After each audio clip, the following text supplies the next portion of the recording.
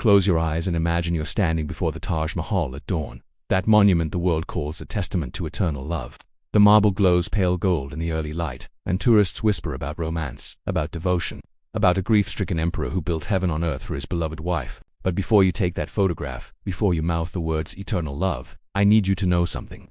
On June 17, 1631, in a sweltering chamber hundreds of miles from where that monument now stands, a woman named Mumtaz Mahal spent 30 hours dying. She was 38 years old. She was delivering her 14th child. And when the hemorrhaging finally stopped, when the screaming gave way to silence, an empire lost its empress and the world gained a beautiful lie.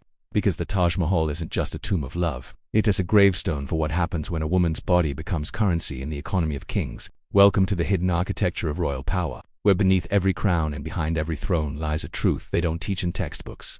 The queens we study, the dynasties we memorize, the bloodlines that shaped continents, they were all built on bodies. Women's bodies, bodies that were never truly their own, that existed only to be measured, monitored, and mourned when they inevitably broke under the weight of impossible expectations. These were women who couldn't choose when to become mothers, couldn't rest between pregnancies, couldn't grieve their losses in private, because every miscarriage was a matter of state and every stillborn child represented potential civil war. Their pain had to be political before it could be personal. Their suffering had to serve the dynasty before it could simply be suffering. Consider Queen Anne of England, who ascended to the throne in 1702 carrying a crown built on 17 broken dreams, 17 pregnancies.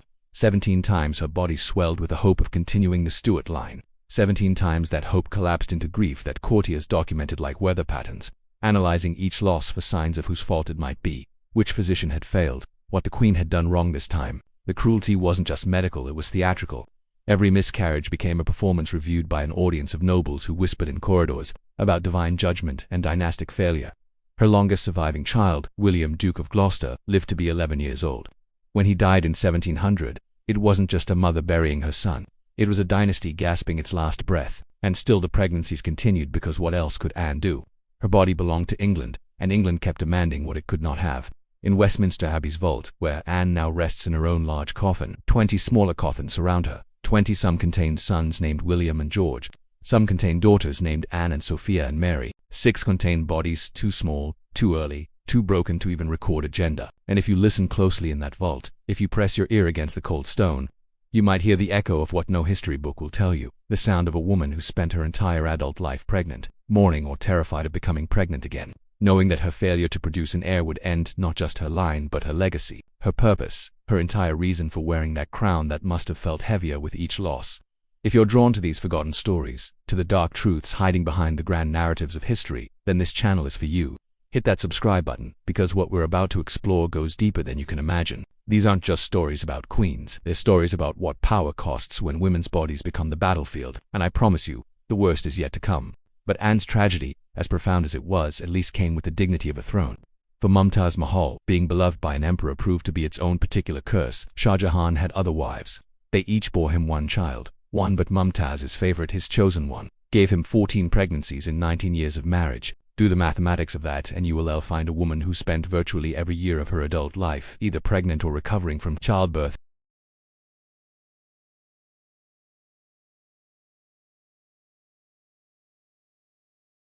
She rode in carriages across rough terrain while her body carried the weight of dynasty after dynasty, and when the final pregnancy came, when those 30 hours of labor finally ended in hemorrhaging that no physician in 1631 could stop, she died from something entirely preventable. She died because medicine had not yet discovered blood transfusion. She died because being treasured meant being used.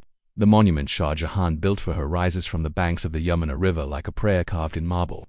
And yes, it's beautiful. But beauty has always been history's most effective distraction. Every tourist who sighs at its symmetry, who marvels at its craftsmanship, is looking at a gravestone that cost 20,000 workers 22 years to build, and they're calling it romance, they're calling it love.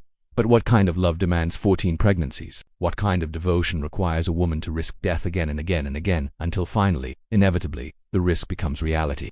Maria Theresa of Austria understood this better than most. She bore 16 children in 18 years while simultaneously running one of Europe's largest empires, which meant she was negotiating treaties between contractions, planning military campaigns while nursing infants, and arranging the marriages of her older children while giving birth to their younger siblings. All 16 pregnancies ended in deliveries at term, medical records tell us, with no mention of miscarriages or complications, as if her body was simply a machine that worked efficiently while her mind managed wars and weddings. But efficiency in reproduction doesn't mean absence of suffering. It just means the suffering served its purpose. 10 of her 16 children survived to adulthood, and she deployed them like chess pieces across the board of European politics, sacrificing their happiness for alliances, their love for leverage.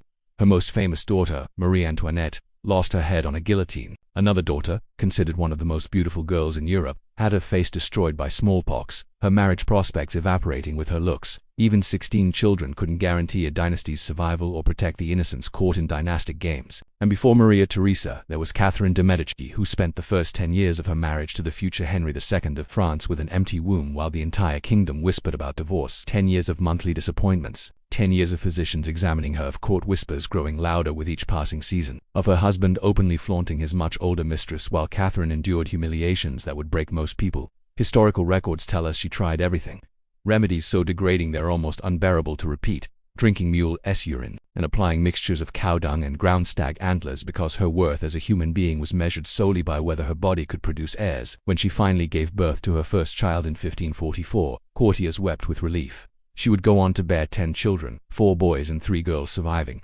But those first 10 barren years had scarred her soul permanently. The psychological damage of a decade spent believing you refailing at the only thing you were born to do does unheal just because you eventually succeed. These women, these queens who gave their bodies to dynasties and their lives to bloodlines, they didn't die for love. They died for continuation. They died because kingdoms needed heirs and wombs were warehouses, and no one asked if the cost was too high because women's pain has never been expensive enough to matter in the accounting of empires. The monuments remain. The dynasties continue or collapse.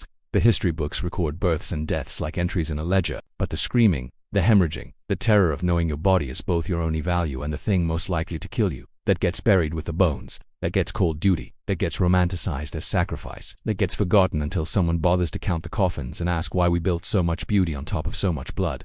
In the comments below, I want to hear your thoughts. When you look at these monuments now, these palaces and dynasties we've been taught to admire, does knowing the cost change how you see them? Because it should. History isn't just what happened, it's who paid the price. And for too long we've been celebrating the architecture without counting the bodies in the foundation.